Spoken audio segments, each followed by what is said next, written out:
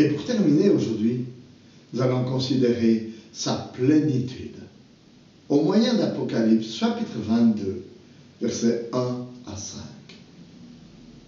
En général, il est difficile de vivre dans une ville parce qu'on ne peut pas faire pousser de la nourriture sur du bitume et du béton.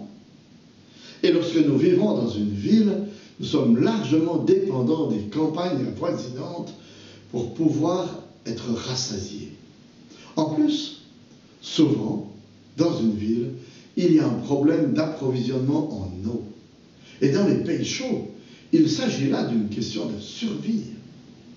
Mais la nouvelle Jérusalem, qui nous est décrite ici, et qui, je vous le rappelle, représente l'Église de Jésus-Christ, le rassemblement de tous ceux qui croient en lui, est toute différente d'une ville normale.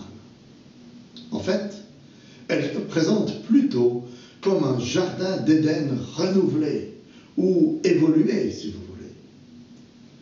Car elle est alimentée par un fleuve d'eau vive qui trouve sa source dans le trône de Dieu et de l'agneau, verset 1.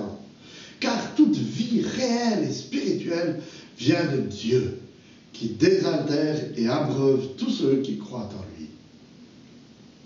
Et par ses eaux, ce fleuve irrigue l'arbre de vie, verset 2. Cet arbre dont l'accès a été interdit à Adam après sa désobéissance en Genèse 3 est maintenant en libre accès à chacun. Car le paradis, c'est le paradis retrouvé. Et même plus que cela, parce que la richesse qui nous est décrite ici dépasse largement celle du jardin d'Éden, du paradis perdu. Car cet arbre de vie est un arbre bienfaisant, qui produit une abondance de récoltes, une par mois, et qui guérit par son feuillage. Et cette image est une description prise du prophète Ézéchiel au chapitre 47, versets 1 à 12. Elle démontre l'accomplissement parfait et final de la promesse de rassasiement et de plénitude faite par le Seigneur lors de son ministère terrestre. Qu'a-t-il dit à la femme samaritaine?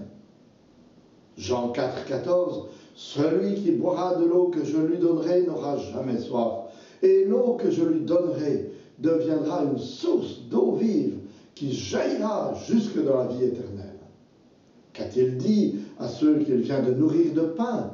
Jean 6, 35, « Moi je suis le pain de vie. Celui qui vient à moi n'aura jamais faim, et celui qui croit en moi n'aura jamais soif. » C'est une réalité que nous expérimentons déjà partiellement dans cette vie, parce que le Seigneur prend soin de nous, nous nourrit matériellement et spirituellement, mais elle sera pleinement réalisée dans toute sa plénitude lors de son retour, et quand il nous prendra avec lui dans sa présence. Chers amis, vous voyez par ces versets d'Apocalypse 21 et 22 que nous avons médité ces dernières semaines, que nous arrivons vraiment au point final de toute la révélation de Dieu. Avec ce peuple de Dieu, l'Église, l'épouse, rachetée par Christ et vivant en harmonie parfaite avec Dieu dans le ciel, ce pays parfaitement restauré par Dieu, afin que sa gloire y soit célébrée pour l'éternité.